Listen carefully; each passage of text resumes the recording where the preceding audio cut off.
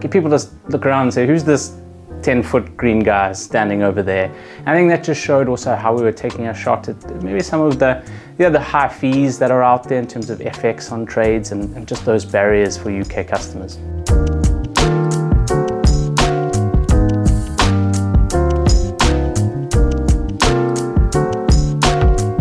I think I'd have to say Little John, but in the animated series when he's a bear. He's just a pretty fun character, and I think as a big bear, it's a pretty cool way to be represented. So it's definitely 24/5 trading, so the market is always open, which for a UK customer is such a big change.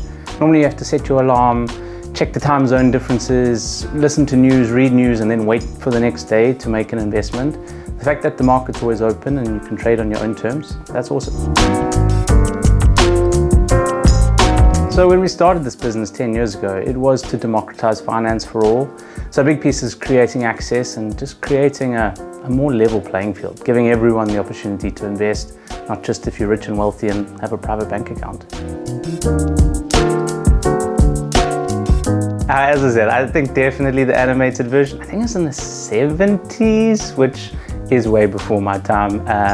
Someone joked that maybe it's Kevin Costner being an American in the UK, but I'm not sure my wife would agree that Kevin Costner is a fair comparison.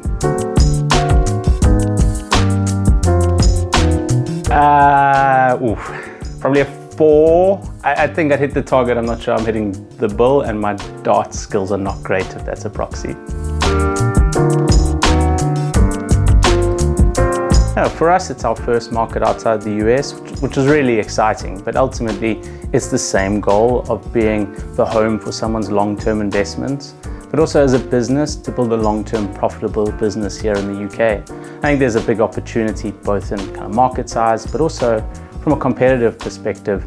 There's a large broker that dominates with high fees, and I don't think customers' pain points are really being served yet. So for us, it's really serve the UK customer, but in a Robinhood way. I got to give the marketing team the credit for that.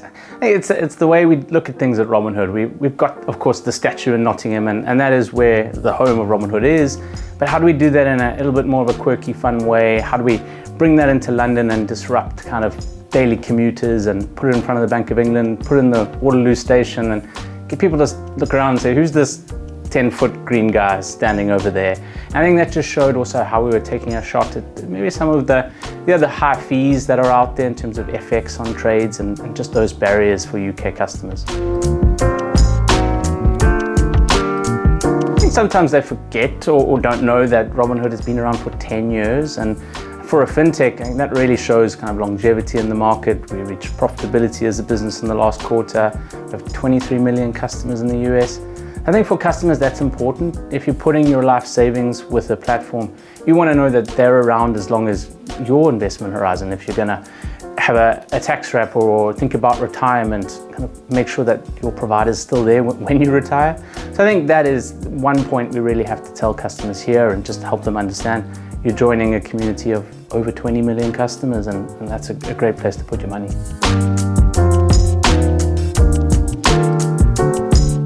We listen to the UK customer in building this product. Tax wrappers, really important. I mean, they're great products, and customers told us that that's important to them, so it's high on our priority list. And also extending the assets and stock universe of customers in the UK who are naturally a bit more global in their portfolios. That's something top of mind for us.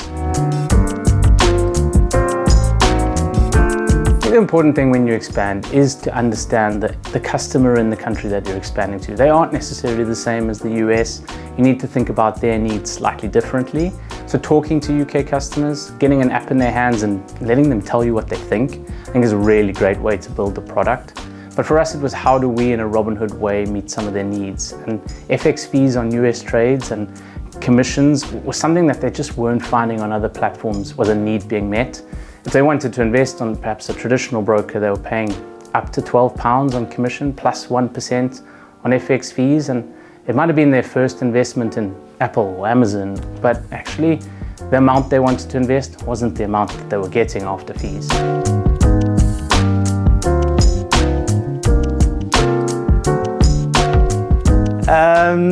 That's a great question. I I'd probably steal from Waystar Royco. I think that might be where I'd start. And in terms of charities, I give it to the Money charity.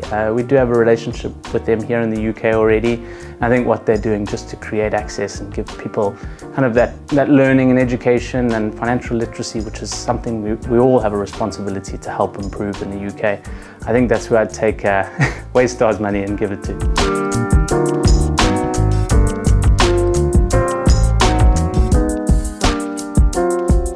I was actually hoping to do this with our Robinhood necklace with the card around it, but unfortunately I don't think I'm cool enough for that one.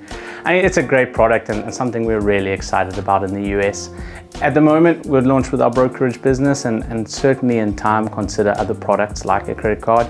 But for us, it's about doing brokerage first and doing it right, and then looking to our US business and how do we tailor those products to the UK audience. I mean, Robinhood UK is here for the long term, so building out more products and features, absolutely, it's something we'll look to do.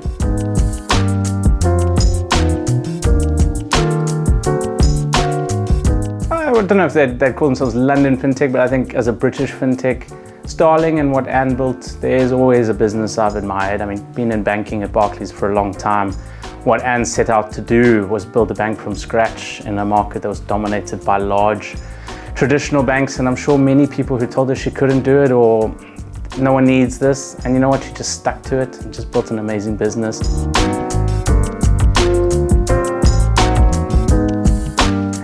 Normally buried with my head in my cell phone, which is probably not the most sociable way. I say it's a combination of reading the FT in the morning, reading X, Twitter, and then probably changing my fantasy football team at the same time.